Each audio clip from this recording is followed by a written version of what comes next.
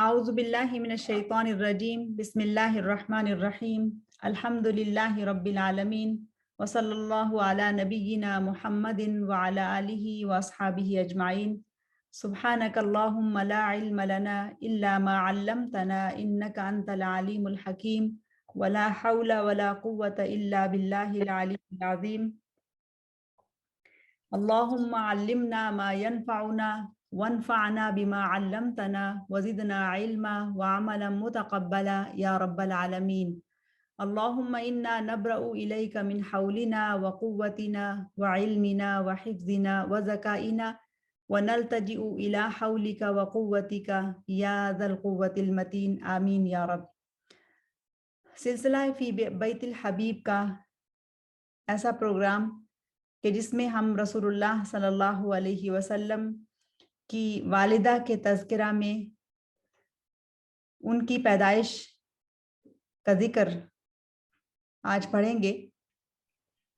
پچھلے پروگرام میں ہم نے یہ جانا کہ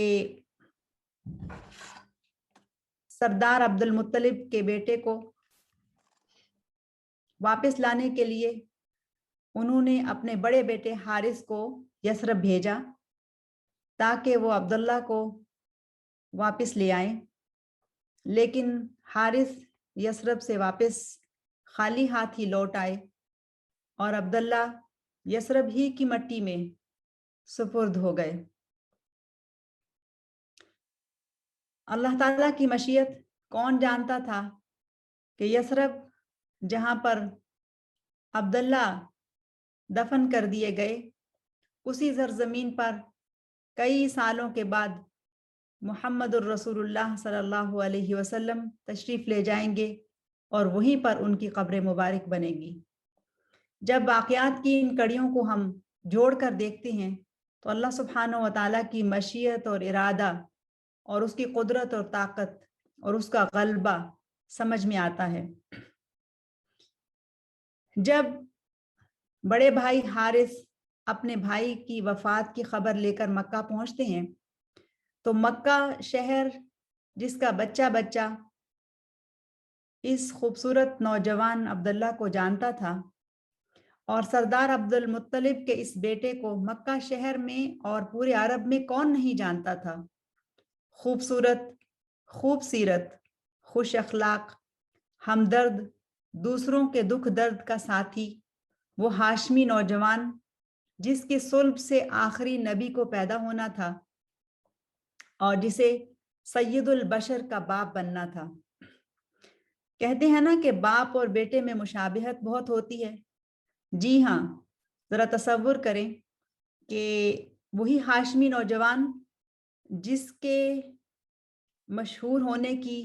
ایک وجہ تو فدا کا واقعہ تھا کہ جس کے لیے 100 اونٹ قربان کیے گئے، اور اگر اس واقعے کا تعلق ہم اس واقعہ سے جوڑیں اور اس کی روشنی میں اس واقعہ کو سمجھیں تو ہم عبداللہ کی عظمت کو بہت اچھی طرح سے سمجھ سکتے ہیں۔ اسماعیل ذبیح اللہ کے لیے جنت سے مینڈا آیا اور ابراہیم خلیل اللہ نے اسے ذبح کیا، لیکن عبداللہ کے لیے 100 اونٹ عبد المطلب نے قربان کیے۔ اور جب اونٹ کی بات کرتے ہیں تو آج کی نسل یا آج کے لوگ اس کی قدر و قیمت کو شاید نہیں پہچانتے کہ انہوں نے تو سواری کے لیے گاڑیوں کو دیکھا، لیکن اس بات کو سمجھنے کے لیے اگر یوں کہا جائے کہ 100 اونٹ گویا اس زمانے کی 100 فراری کارز ہوں اور جنہیں قربان کر دیا جائے، تو یہ وہ اعزاز تھا کہ جو اس نوجوان کو نصیب ہوا۔ اور وہ ہاشمی نوجوان جو اپنے اخلاق اور اپنی ہمدردی کی سبب سے بھی پورے مکہ میں پہچانا جاتا تھا۔ فدا کے اس واقعہ کے بعد تو عبداللہ جس طرف بھی جاتے لوگوں کی انگلیاں اٹھتی اور کہا جاتا کہ دیکھو یہ وہ جا رہا ہے جسے بیت اللہ پر قربان کرنے کے لیے کعبۃ اللہ کے جوار میں ذبح خانے کی طرف لے جایا گیا تھا۔ اور جب ہم باپ اور بیٹے میں مشابہت کی بات کرتے ہیں تو بہت سالوں کے بعد اسی مکہ میں ایک اور ہاشمی نوجوان ہے جو عبداللہ کا ہی بیٹا ہے اور جس کو بھی ہر کوئی اس مکہ میں جانتا ہے اور وہ ہر کوئی صادق اور امین کے نام سے جانتا اور پہچانتا ہے۔ عبداللہ کے لیے عبد المطلب سردار کا بیٹا ہونا ہی کافی تھا، مگر فدا کے واقعہ کے بعد تو ہر کوئی ان سے بہت عزت سے پیش آتا تھا، اور جب ان کی وفات کی خبر آئی تو مکہ کی گلیوں میں، مکہ کے کوچوں میں، مکہ کے گھر گھر میں صف ماتم بچھ گئی۔ ہر گھر اداس ہو گیا اور ہر آنکھ اشکبار تھی، ہر آنکھ آنسو بہا رہی تھی، اور ہر کوئی اس بات پر دکھی تھا کہ عبداللہ جیسا خوبصورت نوجوان اتنی جوانی میں اس دنیا سے چلا گیا۔ لیکن جو دکھ سیدنا عبد المطلب کو پہنچا اور اس کے بعد جو دکھ سیدہ آمنہ کو پہنچا وہ سوا تھا۔ یقیناً بہن بھائی بھی اداس تھے، پورا مکہ ہی اداس تھا، لیکن سیدنا عبد المطلب کا دکھ اور سیدہ آمنہ کا دکھ وہ سب سے زیادہ تھا۔ عبداللہ اور آمنہ کی بہترین جوڑی صرف 10 دن کا ساتھ، اور زہرۃ قریش سیدہ آمنہ کا اپنے شوہر کے لیے انتظار۔ جب عبداللہ وفات پا گئے تو سیرت نگار لکھتے ہیں کہ آمنہ کی عمر تقریباً کوئی 20 سال کے قریب ہوگی، اور جب آمنہ نے اپنے بطن میں ایک بہت ہی قیمتی جنین کی کیفیت کو اور اس کی موجودگی کو محسوس کیا اور وہ اپنے شوہر کی واپسی کے انتظار میں تھی، لیکن جب وفات کی خبر آئی تو وہ پھول مرجھا کے رہ گیا۔ اب کیفیت یہ تھی کہ برکہ وہ ان کو تسلیاں دلاتی، ان کا دل بہلانے کے لیے ادھر ادھر کی باتیں اور واقعات ان کو سناتی اور ان کو دلاسا تسلی دیتی، اور برکہ سے جو کچھ بھی ممکن ہو سکتا تھا وہ اپنی مالکن کا دل بہلانے کے لیے وہ سب کچھ کیا کرتی تھی۔ مگر جوں جوں وقت گزرتا جا رہا تھا، عبداللہ کی یاد کی ٹیسیں سیدہ اپنے دل میں محسوس کرتی تھی۔ ہر دن یادیں بڑھتی ہی جاتی تھیں، اگرچہ ساتھ کے دن یا ایک چھت کے نیچے گزارے جانے والے دن نکاح کے بندھن میں بندھ جانے کے دن صرف 10 دن تھے، لیکن وہ 10 دن بھی اتنے قیمتی تھے، وہ 10 دن بھی اتنے یادگار تھے کہ ان 10 دن کی یادیں جو ہیں اس کے سبب سے جو حسرتیں وہ ان زخموں کو بڑھاتی ہی رہتی۔ عبد المطلب اور وہب بن عبد مناف دونوں والد اپنی بیٹی کی تسلی کے لیے تشریف لایا کرتے، کچھ وقت اس کے پاس بیٹھا کرتے، اس کو تسلی دلایا کرتے، لیکن آمنہ کا دل بے قرار ہی رہتا۔ قریشی خواتین اور ہاشمی خواتین اور بنو زہرہ کی خواتین بھی سیدہ کی دلجوئی کے لیے آتی جاتی رہتی تھی۔ اس وقت کیفیت یہ تھی کہ دنیا کفر کی ظلمت سے بھر چکی تھی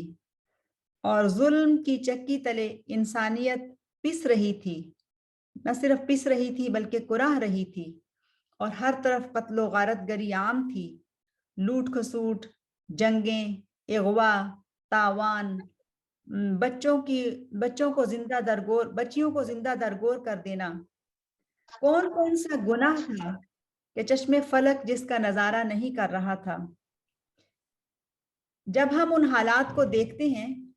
تو معلوم ہوتا ہے کہ اللہ تعالیٰ کو بھی اپنی مخلوق پر رحم آ گیا، اور پھر وہ وقت قریب آن لگا کہ جب اللہ تعالیٰ نے سیدہ آمنہ بنت وہب کے بطن سے آخری نبی کے ظہور کا فیصلہ کر لیا۔ اور اس نبی کی پیدائش کے لیے جو وقت چنا گیا وہ بھی بڑا عجیب ہے، بہت دلچسپ ہے۔ عام الفیل، عام الفیل یادگار سال،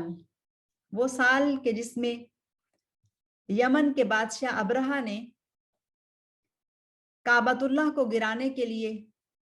حملہ کیا اور 60,000 کا لشکر اپنے ساتھ لے کر آیا۔ ذرا اندازہ لگائیے کہ مکہ کی آبادی ہی چند ہزار کی تھی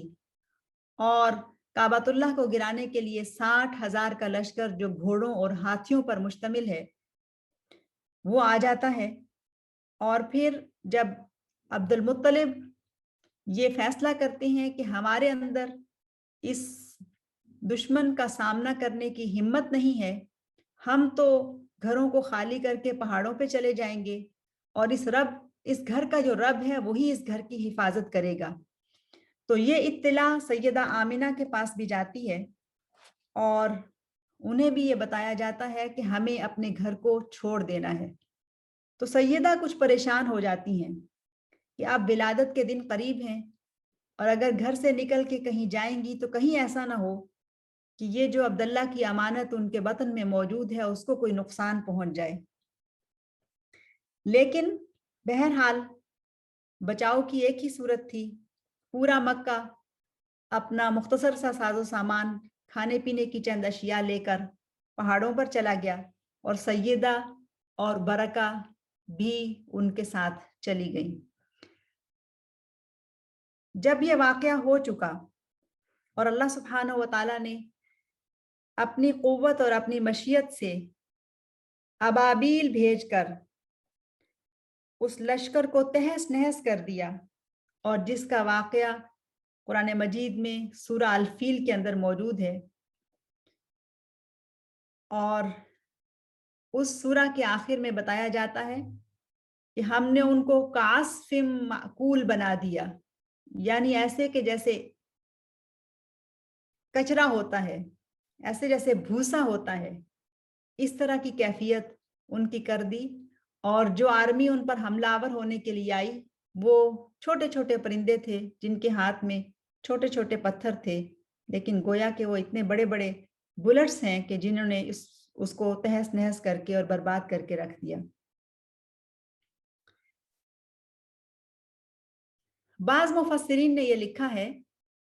کہ رسول اللہ صلی اللہ علیہ وسلم کی پیدائش کا دن دراصل وہ دن ہے جس دن یہ آرمی تباہ ہوئی تھی، لیکن زیادہ مفسرین اس بات کی طرف گئے ہیں کہ سال وہی تھا لیکن دن وہی نہیں تھا۔ البتہ یعنی فیل کا واقعہ ہو جانے کے کچھ ہفتوں کے بعد رسول اللہ صلی اللہ علیہ وسلم کی پیدائش ہوئی۔ جب حالات بہتر ہو گئے، لوگ پہاڑوں سے اتر کر اپنے اپنے گھروں میں واپس آ گئے، سیدہ آمنہ بھی برکہ کے ساتھ اپنے گھر میں آ گئی، تو ابن ہشام نے اور ابن اسحاق نے یہ لکھا ہے کہ 50 دن کے بعد محمد رسول اللہ صلی اللہ علیہ وسلم کی پیدائش ہوتی ہے۔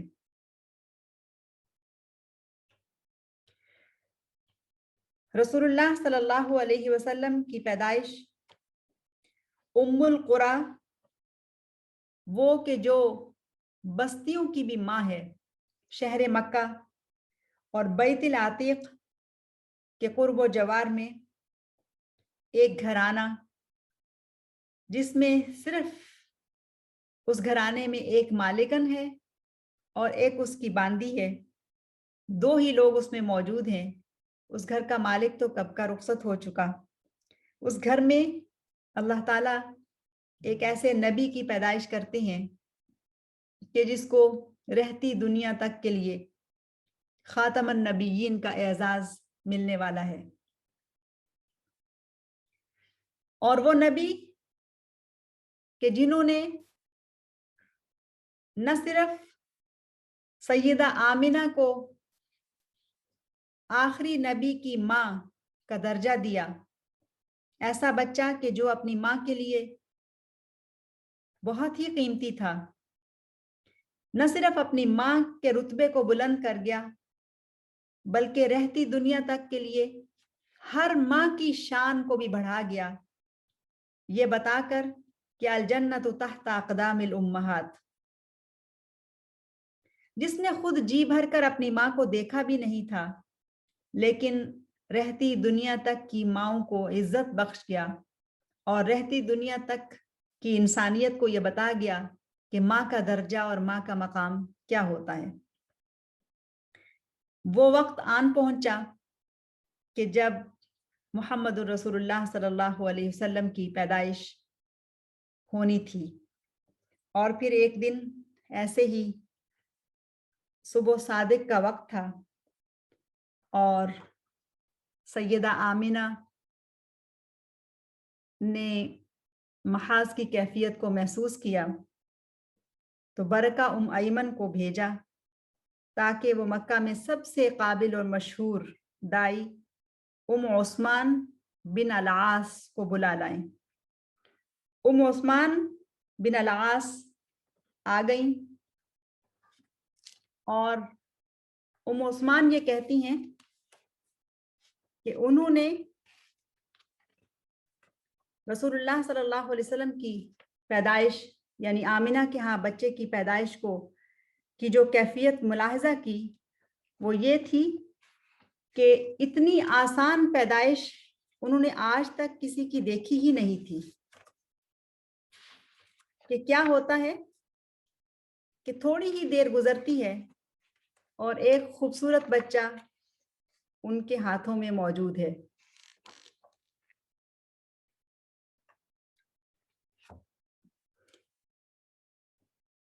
بہت ہی مشہور چند اشعار ہیں جو حسان بن ثابت رضی اللہ عنہ کے ہیں اور ان اشعار کے علاوہ ایک بہت ہی مشہور عرب شاعر ہیں احمد الشوقی. ان کے اشعار بھی ہیں. آپ ذرا ان اشعار کو سنیے اور دیکھیے کہ کس طرح سے نبی صلی اللہ علیہ وسلم کی پیدائش کے وقت وہ وقت مبارک تھا اور کیا کیا رونقیں اور کیا کیا جلوہ اور کیا کیا کیفیات وہ بچہ لے کر پیدا ہوتا ہے.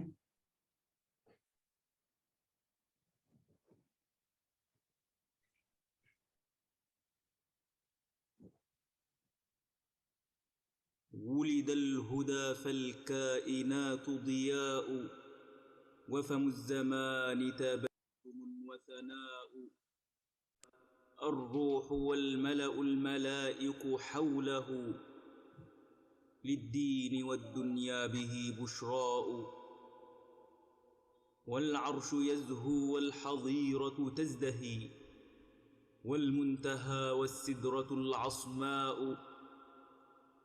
وحديقة الفرقان ضاحكة الربا بالترجمان شظية غناء والوحي يقطر سلسلا من سلسل واللوح والقلم البديع رواء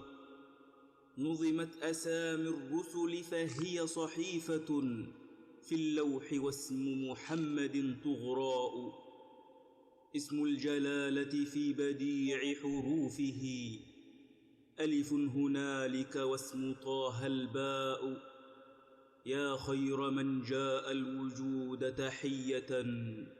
من مرسلين إلى الهدى بك جاء بيت النبيين الذي لا يلتقي إلا الحنائف فيه والحنفاء خير الأبوة حازهم لك آدم دون الأنام وأحرزت حواء هم أدركوا عز النبوة وانتهت فيها إليك العزة القعساء خلقت لبيتك وهو مخلوق لها إن العظائم كفؤها العظماء بك بشر الله السماء فزينت وتضوعت مسكا بك الغبراء وبدا محياك الذي قسماته حق وغرته هدى وحياء وعليه من نور النبوة رونق ومن الخليل وهديه سيماء أثنى المسيح عليك خلف سمائه وتهللت واهتزت العذراء يوم يتيه على الزمان صباحه ومساؤه بمحمد وضاء الحق عالي الركن فيه مظفر فيه الملك لا يعلو عليه لواء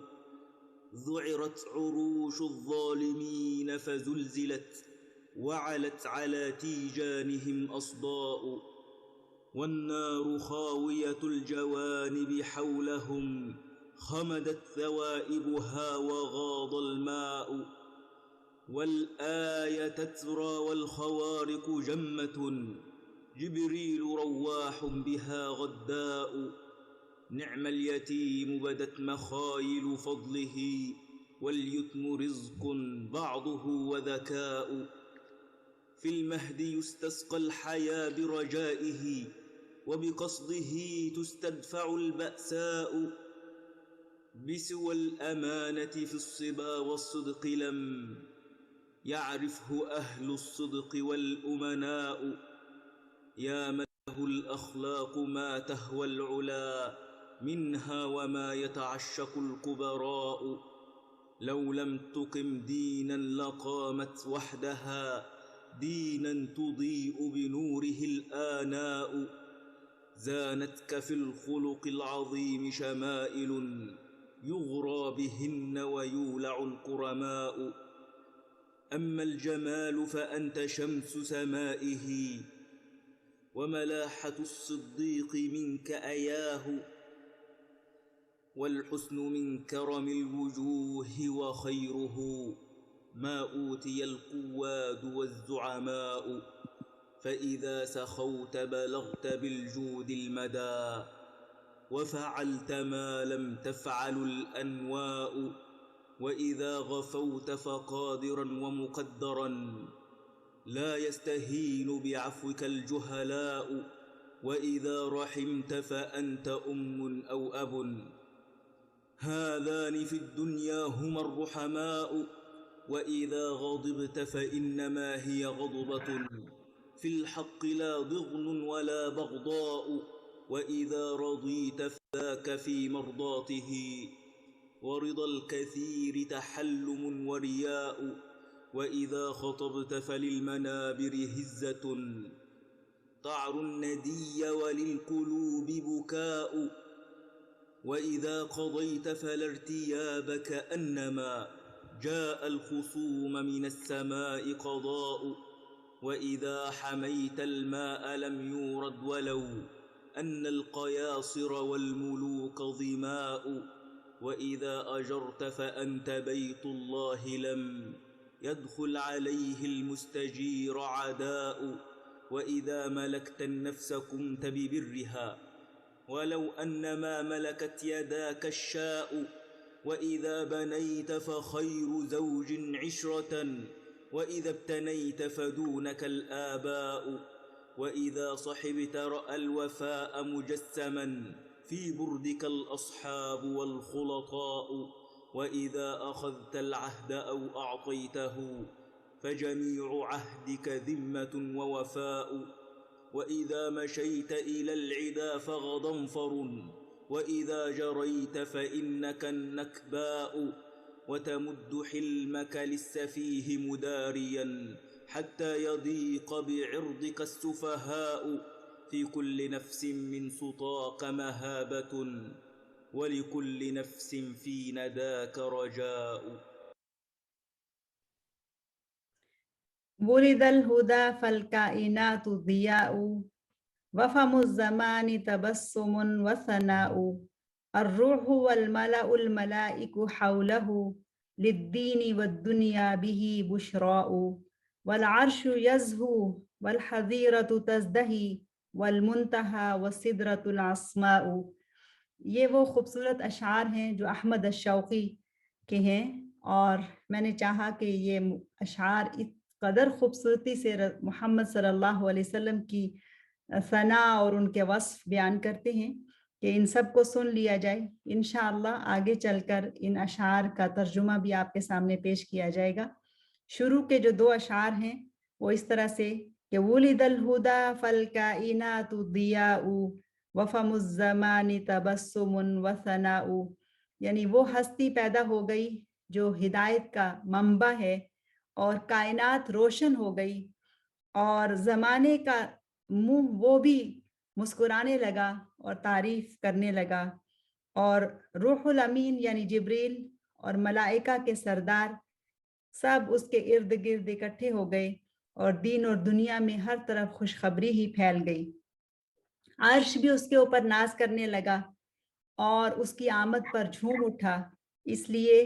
کہ اس کی شان اتنی بلند تھی کہ سدرۃ المنتہا اس کا ٹھکانہ تھا یا اس کا مقام تھا. تو یہ چند اشعار تھے کہ جو احمد الشوقی نے بہت خوبصورتی سے اس موضوع کو سمیٹتے ہوئے لکھی ہیں کہ آمنہ بنت وہب نے اس دن جس بچے کو جنم دیا وہ دراصل سید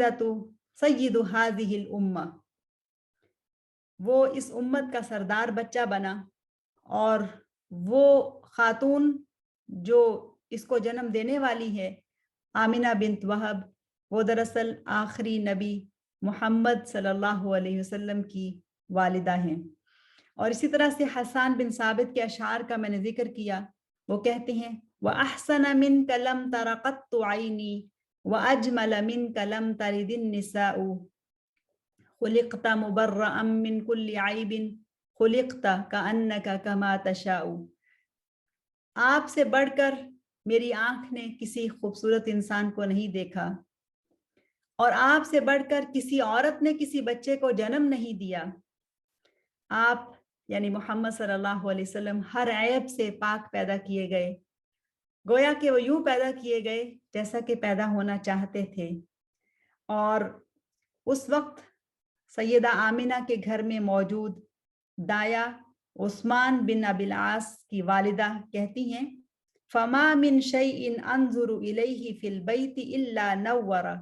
وانی لانظر الی النجوم تدنو منی حتی انی لاقول لتقعن علی. کہتی ہیں کہ بچے کی پیدائش کیا ہوئی کہ میں دیکھتی ہوں کہ پورا گھر ہی نور سے بھر گیا، اور مجھے نظر آنے لگا انی لانظر الی النجوم، کہ گویا کہ میں ستارے ٹوٹ ٹوٹ کر گر رہے ہیں اور وہ میرے قریب ہیں، یہاں تک کہ مجھے لگتا ہے کہ وہ ستارے جو ہیں وہ میرے اوپر گر پڑیں گے، یعنی ستارے بھی اس قدر قریب آ گئے. تو اس کیفیت کو عثمان بن ابی العاص کی والدہ جو اس وقت دایا کی حیثیت سے موجود ہیں وہ بیان کرتی ہیں. سیدہ کے کانوں میں بچے کی آواز آئی اور خوشی اور غم کے ملے جلے جذبات نے انہیں گھیر لیا، اور سب سے زیادہ خوش قسمت برکہ ایمن ہے کہ جب عثمان نے اس مبارک بچے کو انہیں تھما دیا. سب سے پہلے رسول اللہ یعنی محمد صلی اللہ علیہ وسلم کو تھامنے والی، پکڑنے والی وہ ایمن ہے. اور ماں یعنی سیدہ آمنہ جب انہیں یہ پتہ چلتا ہے کہ ان کے ہاں بچے کی پیدائش ہو گئی ہے تو وہ کہتی ہیں اعوذ بالواحد من شر کل حاسد، میں اس واحد ہستی کی پناہ میں اس بچے کو دیتی ہوں ہر حاسد کے شر سے. اور پھر جیسے ہی اس دن کا سورج طلوع ہوا تو سب سے پہلے سیدہ نے مکہ کے سردار عبد المطلب کو خوشخبری کے ساتھ یہ پیغام بھیجا کہ ان کو اللہ تعالیٰ نے پوتا دیا ہے. سردار مکہ یعنی عبد المطلب فوراً اٹھ کھڑے ہوئے اور اس مبارک گھر کی طرف ان کے قدم اٹھنے لگے جہاں اس بچے کی پیدائش ہوئی تھی. فوراً وہاں پہنچ گئے. آتے ہی عبداللہ کی نشانی معصوم بچے پر جھک گئے. کیا دیکھتے ہیں کہ اتنا حسین بچہ، اتنا خوبصورت بچہ، روشن پیشانی، سرخ و سفید رنگت، خوبصورت اور چمکتی آنکھوں والا، ستواں ناک، ایسا حسن کہ اس حسن پر آنکھ نہیں ٹھہرتی، فوراً سے نرمی اور محبت سے عبداللہ کی نشانی کو اپنی گود میں اٹھا لیتے ہیں، پھر اسے اپنی آبا میں چھپا لیتے ہیں، اور پھر بوڑھا سردار عبد المطلب جوانوں جیسے قدموں کے ساتھ بیت العتیق کی طرف تیزی سے جانے لگتا ہے۔ اس بچے کو اٹھائے ہوئے وہ کعبۃ اللہ میں آ جاتے ہیں اور کعبہ کا طواف کرتے ہیں، اور پھر کعبہ کے دروازے پر دیر تک کھڑے رہتے ہیں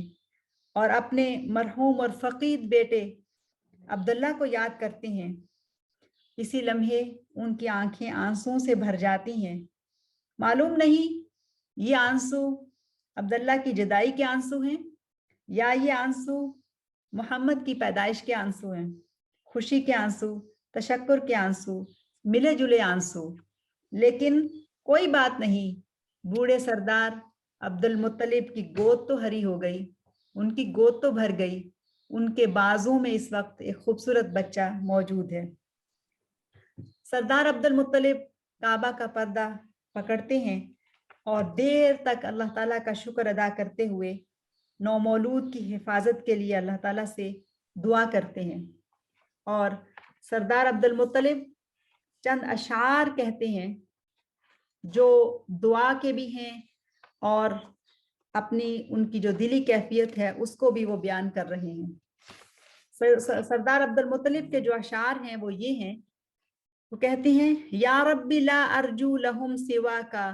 یا ربی فمنع منہم حما کا،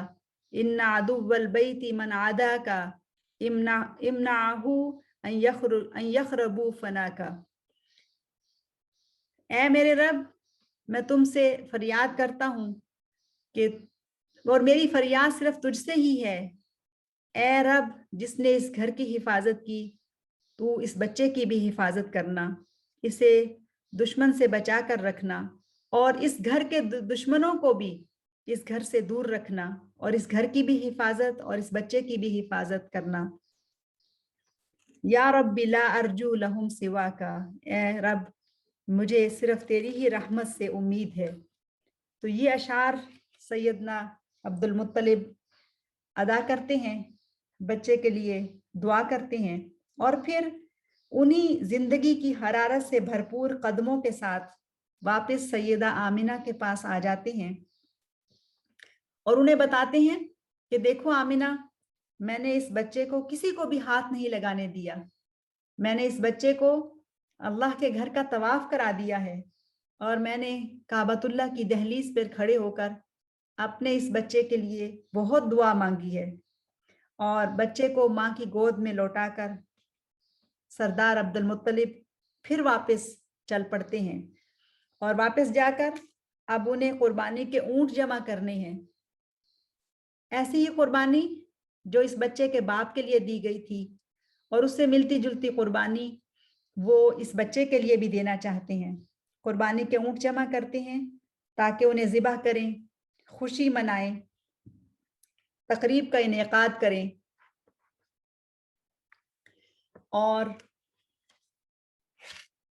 بچے کا نام رکھیں۔ محمد صلی اللہ علیہ وسلم کی پیدائش یہ ایک بہت بڑا واقعہ تھا، اس لحاظ سے بھی کہ ان کے والد کو مکہ کا ہر فرد جانتا تھا، مکہ کا بچہ بچہ جانتا تھا، اور یہ پیدائش اس لحاظ سے بھی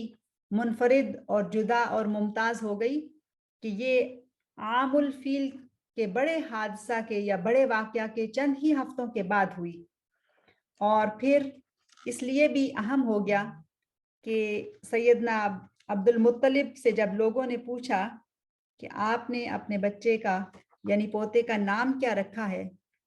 تو انہوں نے جو جواب دیا وہ بھی بہت عجیب تھا۔ وہ کہنے لگے کہ اس کا نام جو ہے وہ محمد ہے، اس کا نام محمد ہے،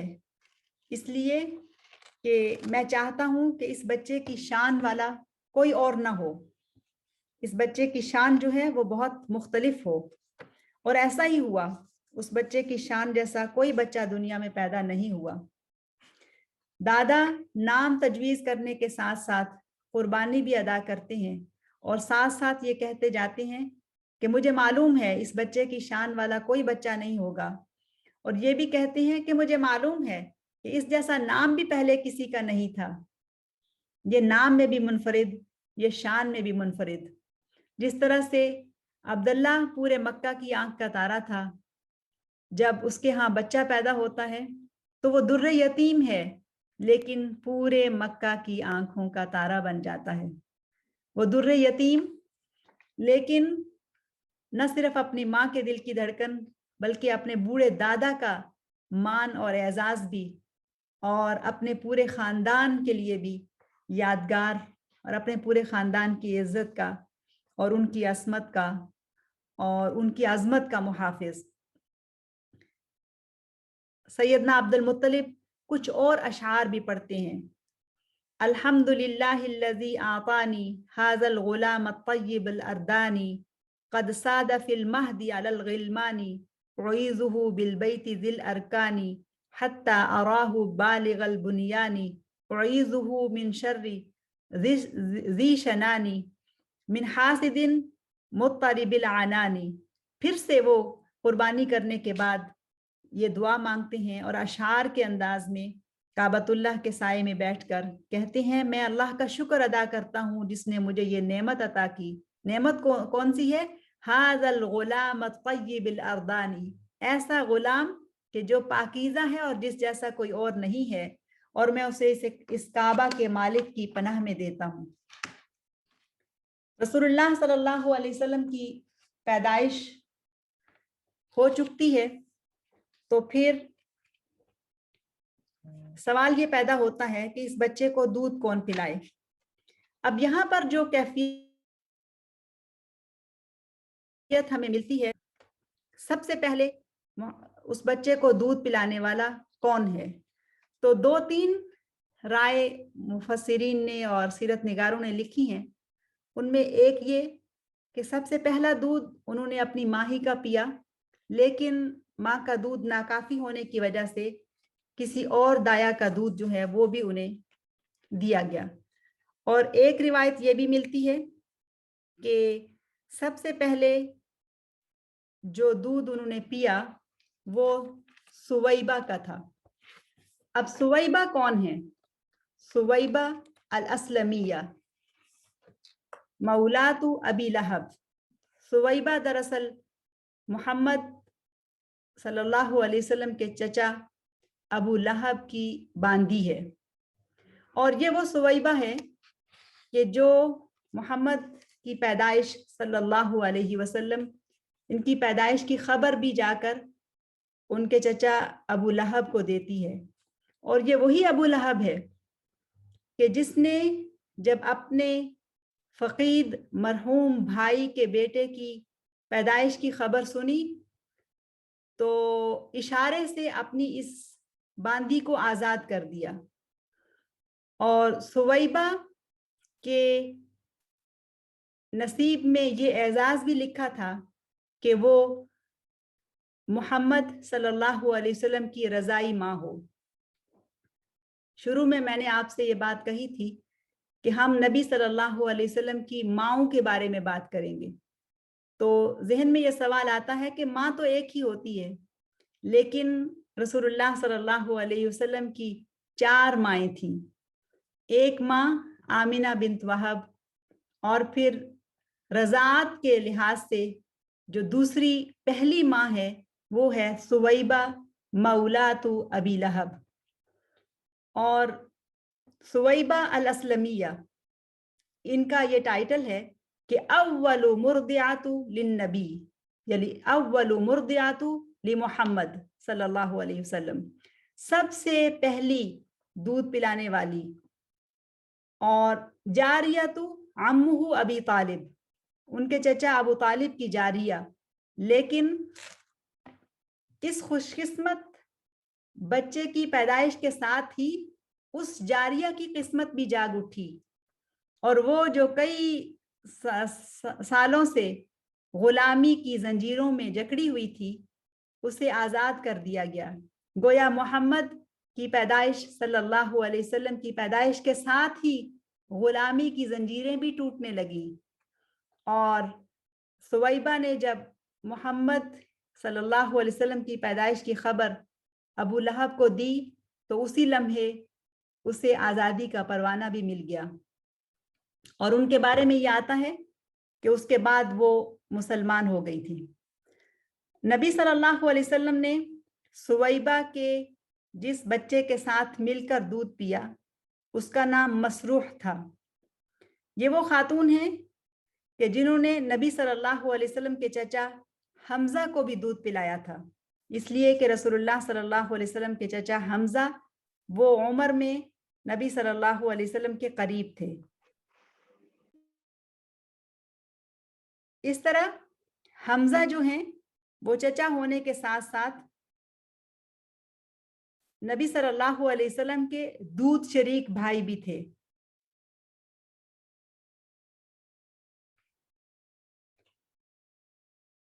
और अब्दुल्ला बिन जहश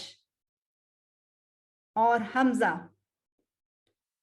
अब्दुल्ला बिन जहश जो कि हमजा के मामू हैं, इन दोनों ने इकट्ठे इस्लाम कबूल किया था और ये दोनों जो हैं वो ओहद के दिन शहीद हुए थे। तो सुवैबा दरअसल वो खुशकिस्मत तरीन खातून है कि जिन्हें नबी सल्लल्लाहु अलैहि वसल्लम की यानी मोहम्मद की रज़ाई माँ होने का एजाज़ भी मिलता है और साथ ही उन्हें इस बात का एजाज़ भी नसीब होता है कि अपने अजीज़ों में से वो हस्ती यानी हमजा जिनसे रसूलुल्लाह सल्लल्लाहु अलैहि वसल्लम को बेइंतहा मोहब्बत थी वो उनकी भी रज़ाई माँ थी। और हमजा रदी अल्लाह अन्हु ने और अब्दुल्ला बिन जहश रदी अल्लाह अन्हु इन दोनों ने ओहद के दिन वफात पाई। तो एक रिवायत के मुताबिक इन दोनों को इकट्ठे एक ही कब्र में दफन किया गया। और सुवैबा को जिन हस्तियों की रज़ाई माँ होने का शर्फ मिला है वो 4 हैं, जिनमें से एक हमजा हैं, दूसरे अब्दुल्ला बिन जहश हैं, तीसरे अबू सलमा अब्दुल्ला बिन असद अल मखजूमी हैं और चौथे मोहम्मद बिन अब्दुल्ला हैं। तो ये 4 बच्चे हैं कि जिनको सुवैबा दूध पिलाती हैं और चारों में से जो शान मोहम्मद सल्लल्लाहु अलैहि वसल्लम की है वो तो अलग ही है, लेकिन बाकी तीनों जो हैं वो भी सफ़े अव्वल के मुसलमान और बहुत बड़े एजाज रखने वाले। एक रिवायत के मुताबिक ये आता है कि सुवैबा ने 4 महीने रसूलुल्लाह सल्लल्लाहु अलैहि वसल्लम को दूध पिलाया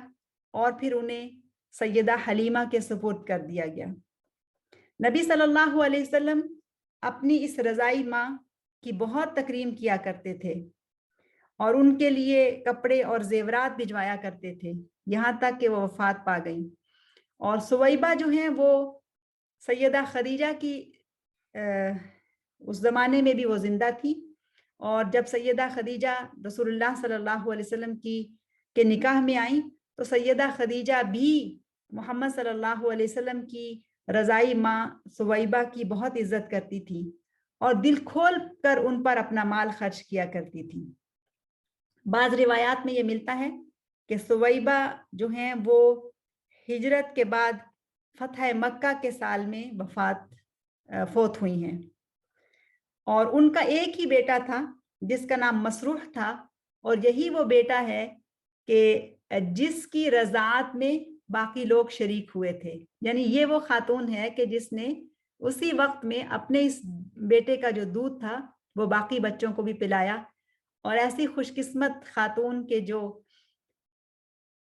इन 4 लोगों की रज़ाई माँ बनती है। तो ये वो खातून है कि जिनका बेटा उनकी वफात से पहले ही फौत हो गया था और उनको अपने बेटे की वफात का बहुत दुख था, लेकिन जब वो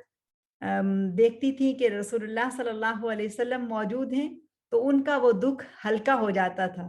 और वो रसूलुल्लाह सल्लल्लाहु अलैहि वसल्लम से मुलाकात किया करती थी और उनके साथ बैठती थी और वो भी उनको माँ जैसी इज्जत दिया करते थे। तो उससे वो अपने दुख को कम करके हल्की फुल्की हो जाया करती थी। अल्लाह ताला उनसे राजी हो। तो ये है दरअसल वो पहली خاتون سویبہ مولات ابی لہب جنہوں نے رسول اللہ صلی اللہ علیہ وسلم کو دودھ پلایا۔ اب اس کے بعد جو رضاعت ہے وہ دراصل حلیمہ سعدیہ کی ہے۔ تو حلیمہ سعدیہ جو ہیں ان کا قصہ طویل ہے، انشاءاللہ اگلے سبق میں ہم ان کا قصہ پڑھیں گے۔ اور اس کے ساتھ ساتھ جو واقعہ ہمیں ملتا ہے برکہ کے لیے، برکہ ایمن کے لیے، کہ چونکہ برکہ ہی وہ خاتون ہیں کہ جو اس وقت سیدہ آمنہ بنت وہب کے ساتھ اس گھر میں موجود ہیں اور وہی ان کی دیکھ بھال کرتی ہیں، وہی ان کا خیال رکھتی ہیں۔ تو ان کے حالات زندگی بھی انشاءاللہ ہم بہت تفصیل سے پڑھیں گے۔ جو سویبہ ہیں ان کے حالات زندگی بہت مختصر ملتے ہیں، لیکن جو برکہ ہیں، برکہ بن ثعلبہ جو ایمن ہیں، ان کے حالات زندگی بہت تفصیل سے ملتے ہیں۔ اور یہ تو وہ رسول اللہ صلی اللہ علیہ وسلم کی رضائی ماں ہیں جو ان کی وفات کے بعد بھی زندہ رہی، تو انشاءاللہ ان کے حالات جو ہیں وہ بہت تفصیل سے پڑھیں گے۔ چوتھی خاتون جن کو رسول اللہ صلی اللہ علیہ وسلم اپنی ماں کہتے تھے وہ ہے دراصل فاطمہ بنت اسد بن ہاشم۔ تو انشاءاللہ ان کے حالات زندگی بھی ہم تفصیل سے پڑھیں گے۔ تو اس طرح ہمیں معلوم ہوا کہ رسول اللہ صلی اللہ علیہ وسلم نے جن خواتین کو اپنی ماں کہا بھی، اور وہ جو ان کی رضائی مائیں تھیں بھی اور جو ان کی حقیقی ماں تھی، یعنی آمنہ بنت وہب، اور اس کے بعد سویبہ، اور پھر اس کے بعد حلیمہ السعدیہ،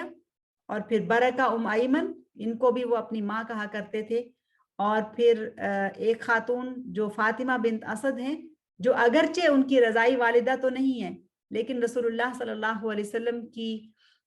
تربیت میں اور ان کی دیکھ بھال میں ان کا بھی ایک بہت بڑا حصہ ہے، اور رسول اللہ صلی اللہ علیہ وسلم نے انہیں بھی اپنی ماں کہہ کر پکارا ہے۔ تو یہ پانچویں ہستی ہے۔ تو ان سب کے حالات جو ہیں وہ ہم انشاءاللہ تفصیل سے پڑھیں گے۔ اس بچے کی پیدائش پر پورے مکہ میں خوشیاں منائی گئیں، اور پھر اس بچے کو رضاعت کے لیے کچھ عرصہ تو مکہ میں رکھا گیا، لیکن اس کے بعد پھر انہیں حلیمہ سعدیہ کے سپرد کر دیا گیا۔ تو حلیمہ سعدیہ کا واقعہ چونکہ تفصیلی ہے، اگر میں اس وقت شروع کروں گی تو مکمل نہیں ہو پائے گا۔ انشاءاللہ اگلی دفعہ ہم حلیمہ سعدیہ کے واقعہ سے اپنے اس سلسلے کو آگے بڑھائیں گے۔ سبحانک اللہم و بحمدک نشہد ان لا الہ الا انت نستغفرک و نتوب الیک۔ اللہم صلی وسلم علی نبینا محمد وعلی آلہ واصحابہ واہل بیتہ اجمعین۔ السلام علیکم ورحمۃ اللہ وبرکاتہ۔